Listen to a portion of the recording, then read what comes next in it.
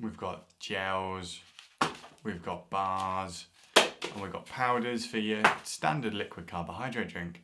But there's so many options that it's a bit hard to know what to choose. So does that mean that we should just go with anything and that it doesn't matter what we actually use for our nutrition? Well, no, because one of these three might actually be worse for your performance in triathlon compared to the others. Do you want to know which one? Yeah, of course you do.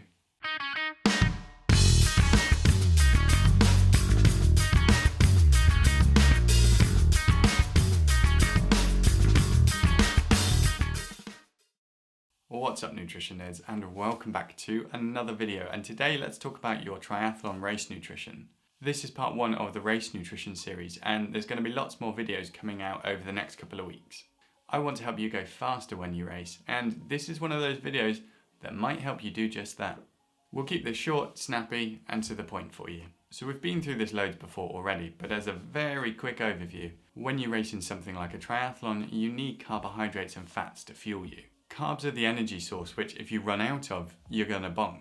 And we've essentially got an unlimited amount of fat, so we don't need to consume that when we race. So the focus has got to be on carbohydrates. So with that out of the way, let's focus on the big three of gels, liquids, and solids, and in this case bars, and let's see which one of these pesky three might cause your performance to worsen in a triathlon. To do this, we're going to look at a study from 2017 from Guilocon and Rowlands. Now, they investigated the effect of a liquid-based carbohydrate supplement against that of a gel and a bar, and a mix of all three, and compared performance in a cycling experiment. The full details of it are available if you want to read it yourself, but as a brief explanation, it was 140 minutes of cycling at varying intensities, and they then transitioned straight into a ramp test to exhaustion. They measured performance in the ramp test as peak power, and they also looked at muscle tiredness and perceived exertion. They also looked at the effects that the carbohydrate supplements had, like nausea, stomach fullness, and stomach cramps. Now, overall, they found that one of the four out of the gel, liquid, bar, or a mix of all three caused a significant reduction in peak power compared to the others, and caused more stomach cramps, nausea, and exercise felt harder. Now, which one was it? Before I tell you, why don't you let me know in the comments which one you think it might be? Maybe you've had some personal experience, or you've got an inkling that you know which one is going to cause more upset. Go on, pause the video and let me know. Actually, I'll just do it for you. Cool, I take it you left a comment, right?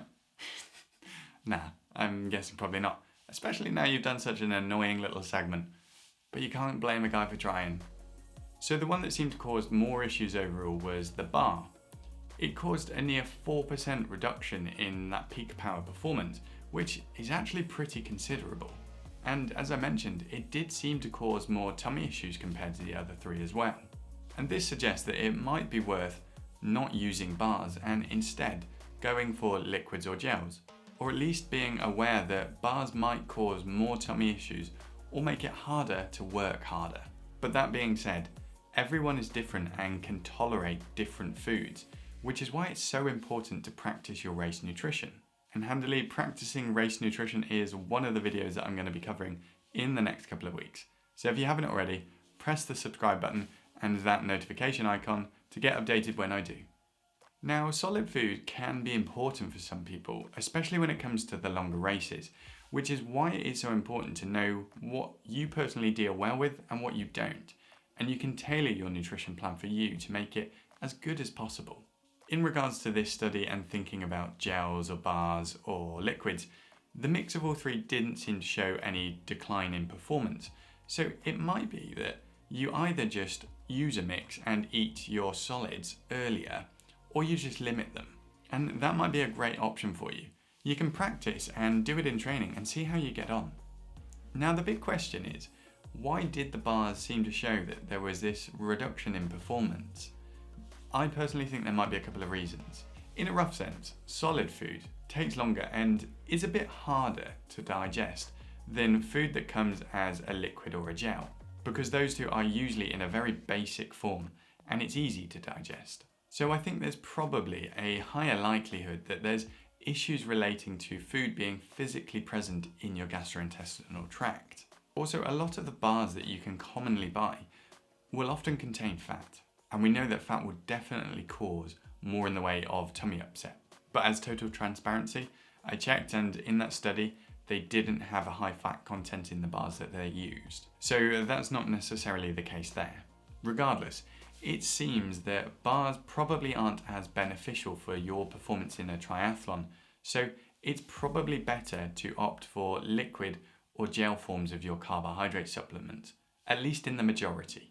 So as I said, this is the perfect, and I mean perfect thing, to practice in your training. See what you get on well with, see what you do or don't tolerate, because for some people, it will be very obvious what you don't get on well with. And then you can just make sure you don't use that in the future or try something different. And that brings us nicely to the end of today's video. I hope you enjoyed it and I hope you found it useful. There is going to be loads of content coming up in the next few weeks relating to race nutrition, and we're going to cover things like breakfast and whether it's actually important, hydration, caffeine, how to train your gut, how to recover properly, all of these kinds of things. So if you haven't already, do press subscribe, and I'd really appreciate it if you gave the video a thumbs up. And I will catch you next time. See ya.